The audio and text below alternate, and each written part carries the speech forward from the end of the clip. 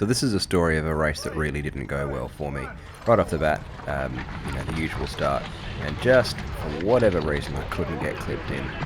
And when I eventually did get clipped in, big thanks to the dude behind me giving me a shove, I actually slipped out of my pedal, landed on my saddle, and knocked my saddle out of alignment. So I'm now sitting on a saddle that's basically pointing to the ground.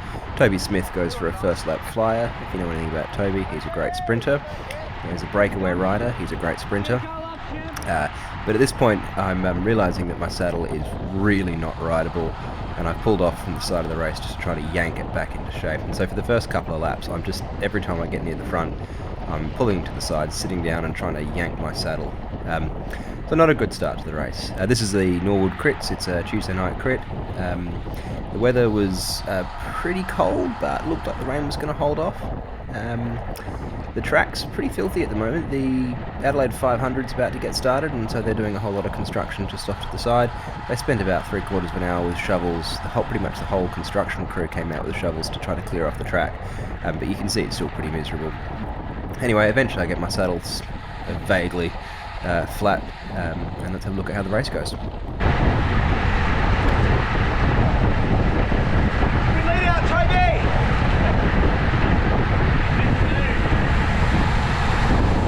So Toby's racing in Cat 2 Men with me, he's racing for an opposing team, and as I said, he's quite a good sprinter, and we've got a bit of a joke at the beginning of every race that he's going to lead me out for the win. He hasn't yet, still got a bit of a bone to pick with him about that, but I thought a 4-lap lead out at the beginning of the race was a pretty good effort. So just like last week, this was a really fast race. This one averaged 46 k's an hour, even with my little exploit at the end. Average power was only 235, but my normalised was 266. Not super high, but it certainly felt like a lot. But what made it worse is it felt really sketchy. Today didn't feel like a particularly safe race. Case in point here, I'm sort of sitting behind stripy socks, and all of a sudden the line goes everywhere and we're all swung out. This bottom corner's fine if you're going fast, it's fine if you're in the top 10 riders, but as soon as everyone starts hitting the brakes and swinging wide, we all go to pot. And as you can see, Darren out the back, he had to pull off into the gravel. I'm not sure if he got back on, he had a big sprint to get there, but unfortunately that was a bit of the tone of the whole race, and it wasn't the smoothest race for all it was quick. So jump forward a few laps, just a bit of a rider highlight. The guy with the red shoulders in the camera behind me is Sam Walsh. He's not really a junior anymore. He got third place in the National Gravity Enduro Championships in the Elite Men. And I can't decide whether he's got himself on a bike with junior gearing, or he's stuck it in the little ring, or he just likes spinning at 250 RPM every time he has to go. But he seems to have two speeds off and 150 RPM. But whatever it is, you never want to let him get off the front because he just seems to go forever. So jumping a bit further into the race, 3 guys got off the front, and 1 guy has just come back. As we were coming up to catch him, the race slowed down a bit, and I used that to get to the front, thinking that I might actually do a turn.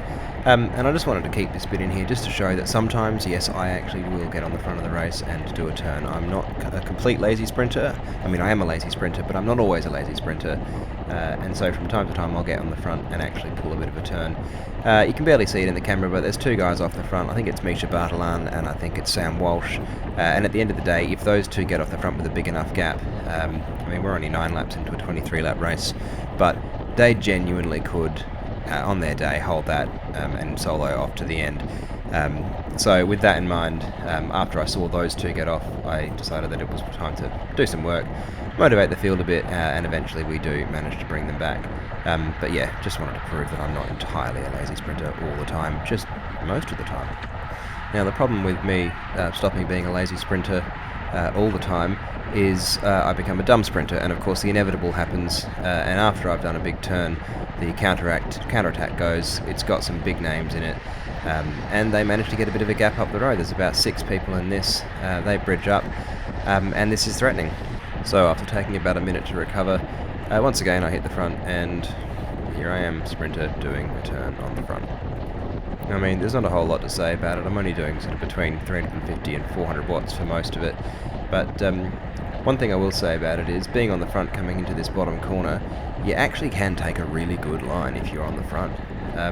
You can carry all of your speed. I'm going in at 50, if you're in the bunch and there's people around you braking and swerving, you just can't go into it that confidently. But yeah, sitting on the front, take your own line into it, and then keep most of your speed. And then this guy from Black Chrome does a heroic effort and closes the rest of that gap completely by himself. So a few laps later, Michael Kepka launches a blistering attack on the right. It's been pretty hard and fast. There's been a few attacks gone, and a couple of the attacks have got a fairly good break, fairly good gap. And I thought this was a pretty good one to hop on. Kepka does a really good job of just stringing it out. The two Butterfield boys behind me, I look back and I see that they're there. Now they're probably pretty good to go on a break with. They're strong.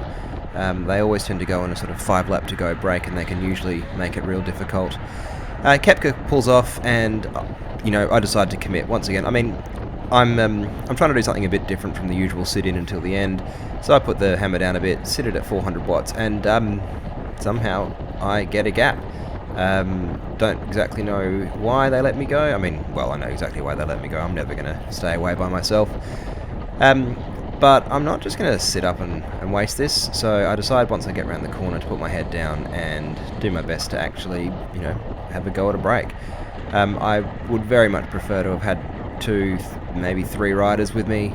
Some of my best power ever over the course of sort of 20 minutes has been in a 3 or 4 man break. But absent that, I'm just going to try to sit at about threshold. Threshold's about 3:15 at the moment, and see how long I can make this last. And as you can see in the rear camera, the answer to that is about a minute. Saw them coming up, pulled the parachutes, and called that a day. So coming into 2 laps to go, I've spent most of the race, most of the rest of the race so far, sort of sitting in trying to recover a bit. But the last 3 laps I've been trying to stick near the front. I'm getting near the last sort of 5 minutes of the race. Now we're in the last 3 minutes of the race. And at this point, all I'm worried about is keeping in a good position. Just all too often, sometime in the last lap or 2, I get swamped, and I find myself, instead of being near the front, sort of top 10 wheels, suddenly I'm 3/4 of the way back in the bunch, and then I've got to do a massive effort just to get to the front, and then hope to have something left for the sprint. So I'm just going to try to stay near the front for as long as possible in this. But I don't want to be the one closing gaps. So what I'm going to do is stay near the front, but when people do attack, I'm going to let myself drift back a few wheels, try to maintain both position and try to keep some energy in the legs. So we're coming around the chicane into 1 lap to go, and the rain's just suddenly started coming down. You can't really see it in the camera yet, but it's suddenly noticeably raining. And as it's gotten really fast and strung out, people have also started riding just crazily.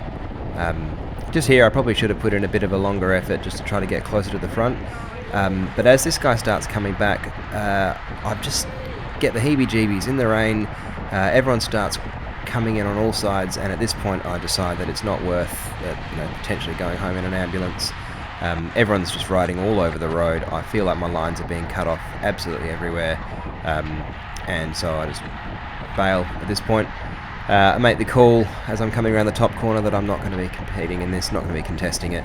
And that's really about it. I sat up, and me and a couple of others just watched the rest of the race go past.